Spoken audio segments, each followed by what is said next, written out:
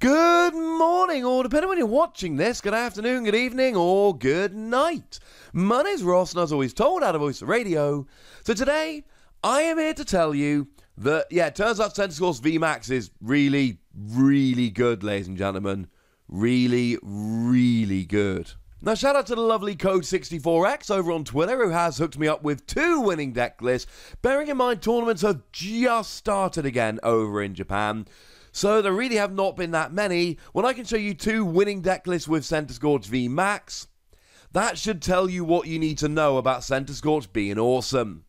Now, starting off with Centrescorch V, 1 fire energy, 30 damage, and you may discard an energy from Centrescorch and an energy from your opponent's active. It's fine, it's not phenomenal, but it's alright in a pinch. It's really nice if you're desperate to get rid of energy. And then 4 energy, 180 damage. It's fine, it's not spectacular.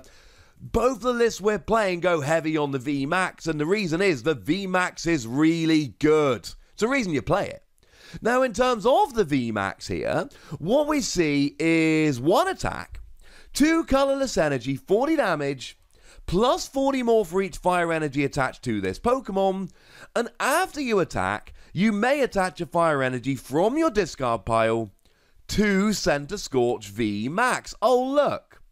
So you do an extra damage for each fire energy attached, and you are attaching extra fire energy as you go. That seems like it's going to work out pretty well in the long run. Now, looking at these 2 deck lists, the only other Pokemon they can agree on are Jirachi and Dedenne, and that shouldn't probably necessarily surprise you. Jirachi and Dedenne are awesome.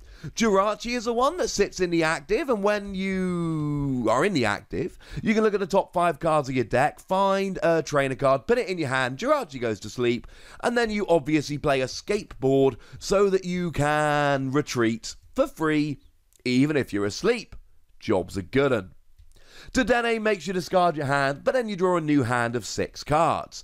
Partly, this really needs to get set up. You really need to use Welder here. We're going slightly out of order, but most of you probably know Welder by now. Welder is the one that lets you attach 2 fire energy from your hand and then draw 3 cards. That's pretty good. And you need to be using Welder, right?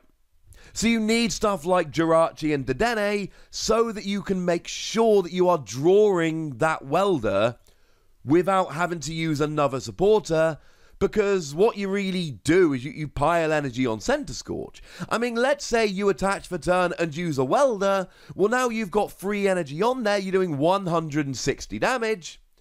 But then you attach an energy when you attack, so now you've got 4 energy on there. So you're doing 200 damage. And then next turn, you Welder and attach her up to 7 energy, which means you're doing 320 damage. And it's getting a little bit silly at that point, but in a fun way. But it's why these Pokemon are important. Now, outside of that, no, I'm lying to you, they both play Eldegoss. Sorry, ladies and gentlemen, they both play Eldegoss. Although, again, we're looking at the exact same thing here. Eldegoss lets you pick up a supporter card from your discard pile and put it into your hand. Clearly, what we're doing here is using Eldegoss to reuse a Welder in the late game. Now, it can be used for other stuff like Boss's Orders for a little bit of gusting, but generally speaking, well, it's going to be Boss's Orders or Welder. Boss's Orders is a great use for Eldegoss. Anyway, I'm getting ahead of myself. So they both play Dedenne, Jirachi, and Eldegoss. One of the lists then just plays Victini. We're going full consistency. We're trying to make sure we get set up. Centrescorch is the only attacker other than Victini. Now, Victini for 2 energy does 30 damage for each energy attached to both active Pokemon. You can use it for just a Welder, and it's really nice if your opponent wants to build up 1 Pokemon to smash, this will counter it. But don't sleep on the first attack. 1 colorless energy, and you attach 3 fire energy from your discard pile to your Pokemon in any way you like. But bearing in mind, if your opponent KOs Victini, and then you just evolve up into Centrescorch, and the only things left on your bench are Centrescorch, your opponent still needs to knock out both those Centrescorch and take 6 prizes in order to win the game. It's very difficult to actually pull this off without benching any other Pokemon. But if you do it, it's phenomenal, so something to bear in mind. Now, the other deck here does play 3 copies of Volcanion, and Volcanion is really good. It's very much like Victini. It's not as good, but it only gives up 1 prize. What you do is, for a single energy, you get to search your deck for a fire energy and attach it to one of your Pokemon. But if you go second and it's your first turn, you get to do it 3 times. Free energy from your deck to your Pokemon in any way you like. Although don't sleep on the fact that for 2 energy you do 110 if you got 4 energy total on the field. It's a single prize attacker, and it's the only single prize attacker we see, really, in either of these decks, so one you should keep an eye on. Now, this deck also plays the traditional 1 copy of Blacephalon we see in so many fire decks. Yeah, sure, you can Lost Zone as many fire energy from the field as you like, doing 50 damage for each one Lost Zoned, but honestly, Centiskorch does a very similar thing very well. What we're really worried about here is the GX attack. And look, there isn't another GX attack you want to use, so you might as well have it there for the fun of it. You discard one of your prizes, and if it's an energy, you attach it to one of your Pokemon. Now, attaching extra energy could work, that could be fun, but really here, it just means you've got 1 fewer prize to take. You take 5 prizes, and then you just attack with Blacephalon and win the game, regardless of what your opponent has active.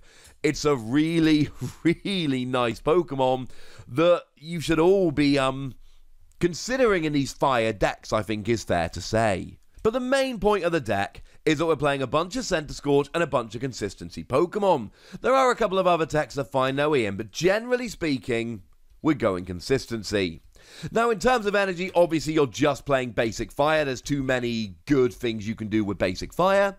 And in terms of trainers, some of those good things include Welder, attach 2 of them and draw 3 cards. Giant Half, discard a card from your hand, search your deck for 2 basic fire energy, and put them into your hand. Fire Crystal lets you pick 3 fire energy up from the discard pile and put them into your hand. Although, to be fair, of the 2 deck lists I'm showing you, there is literally 1 copy of Fire Crystal between the 2 Pokemon, which is, okay, fair enough.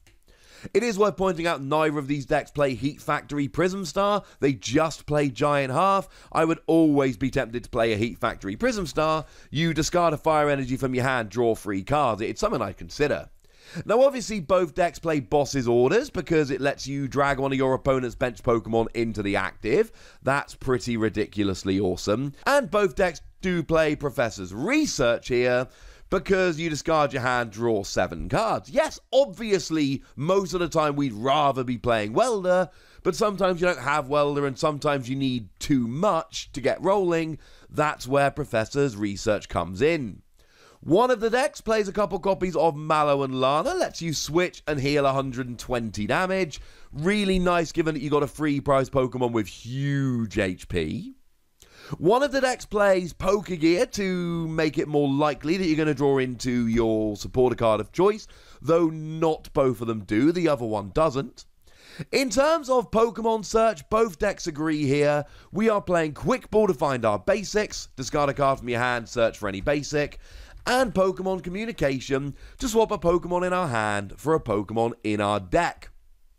More reliable than Great Ball, more adaptable than Evolution Incense, so that's why we see it as the Pokemon search of choice. Yeah, there's going to be times you have a Pokemon Communication and no Pokemon to swap. That's going to happen, but most of the time, I think you'll be alright here. I think you'll survive. The other thing we really see here is that both decks play 4 copies of Switch. Why do we see so much switching? Partly it's so if you're playing Volcanion you can get it in and out the active. Partly it's to make sure that you're always attacking the turn you need to. But partly it's because we're playing multiple Jirachi. Both decks play 3 copies of Jirachi. So yeah, a Skateboard gets it out the active, but Switch lets you reuse it. Switch lets you use multiple Jirachi in one turn, because you're only allowed to retreat once during your turn. We see this in Jirachi decks a lot nowadays. It is, shall we say, fairly standard. And one of them does actually play 3 copies of Acrobike. Look at the top 2 cards of your deck, discard one, put the other one into your hand. It's just good for a little bit of extra speed and consistency. Now here's deck list number 1, very neatly laid out. This is the one that just plays Victini, and this one is going full bore consistency. Don't really need any other attackers, we are just going as consistent as we can, though do notice the 2 copies of Mallow and Lana. But then we've also got 3 copies of Poker Gear. Oh, I probably should have mentioned both of them play Reset Stamp, but every deck plays Reset Stamp. Make your opponent shuffle the hand into their deck and draw a number of cards equal to their remaining prizes. Here is the second list. Now this one's a little more teched out. It's got the Blacephalon, it's got the Volcanium, but it does also have the 3 copies of Acrobike to give yourself a little bit of extra speed. It's got 2 Boss's Orders rather than 3, and it does play a copy of Fire Crystal. Similar decks, but there are some significant differences between them. But what you really need to take away from this video is, yeah, the tournaments have been back for like 5 minutes and we've already got 2 winning deck lists we can look at. It's pretty ridiculous, ladies and gentlemen. It's pretty ridiculous. So there we go. It's good, but I'd like to know what you think. So let me know in the comment section, would you? Go nuts, be nice. And then make sure you like this video, subscribe to this channel, follow me on Twitter at TheWassy, and Twitch for some live action at twitch.tv/PTCG Radio. If you want to support the channel, get some bonus podcasts and all that good stuff, head on over to patreon.com/PTCG Radio, where you can do exactly that. But by far the most important thing, as always, look after yourselves till next time, would ya? Thank you very much for watching. My name's Ross, and you've been watching PTCG Radio.